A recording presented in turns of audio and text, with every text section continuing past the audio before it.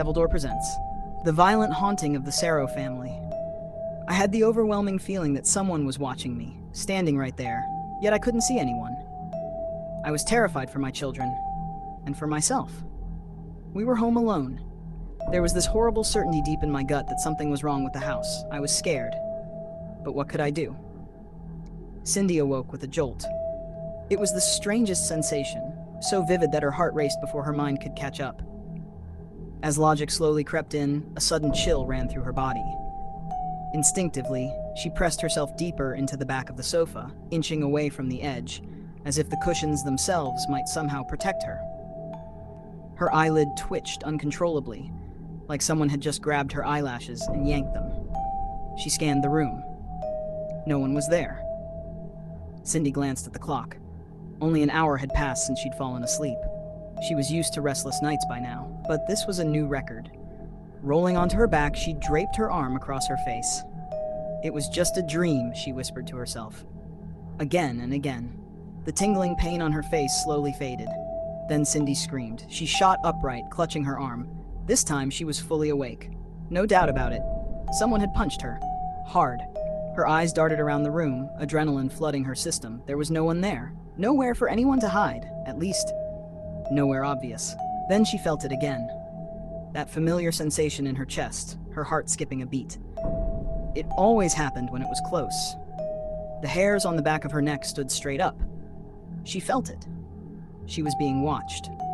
Her gaze slowly drifted toward the wall separating the living room from the bedroom where her daughters slept. She stared at it for hours, unmoving, until the first light of dawn crept through the windows. She couldn't see anything. But that didn't mean nothing was there. Cindy was convinced that someone was standing just beyond that wall, waiting for her to let her guard down. Whatever it was in the house with them, and it was watching her. Welcome to Devil Door. Winter nights are closing in, and where I am, everything feels darker, heavier. The perfect atmosphere for a ghost story.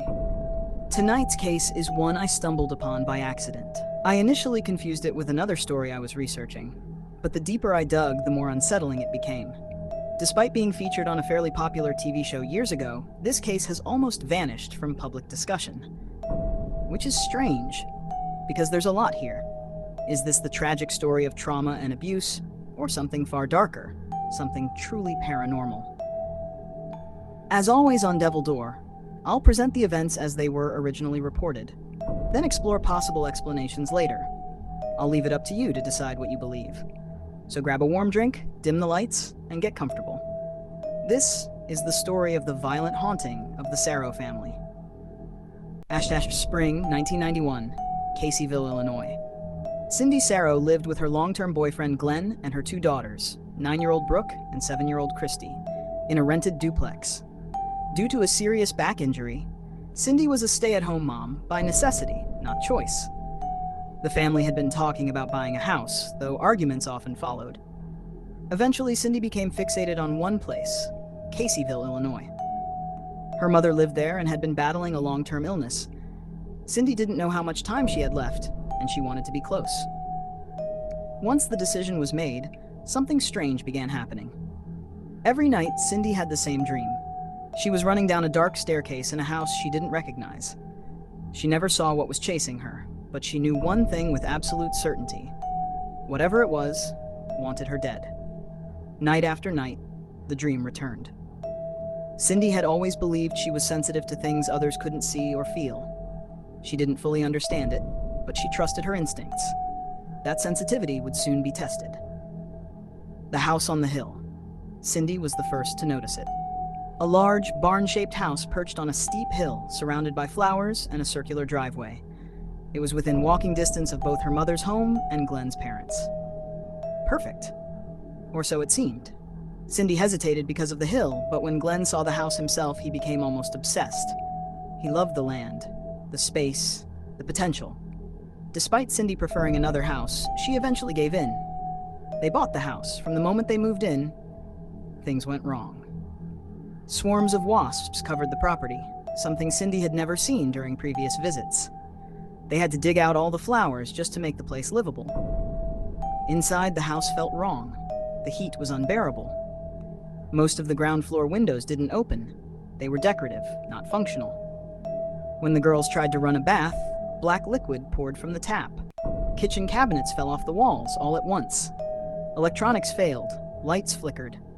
The floors were uneven. Then Cindy noticed the staircase. It was the same one from her dreams. The presence. The girls refused to sleep in their bedroom. Cindy didn't blame them. Something about the house unsettled her too.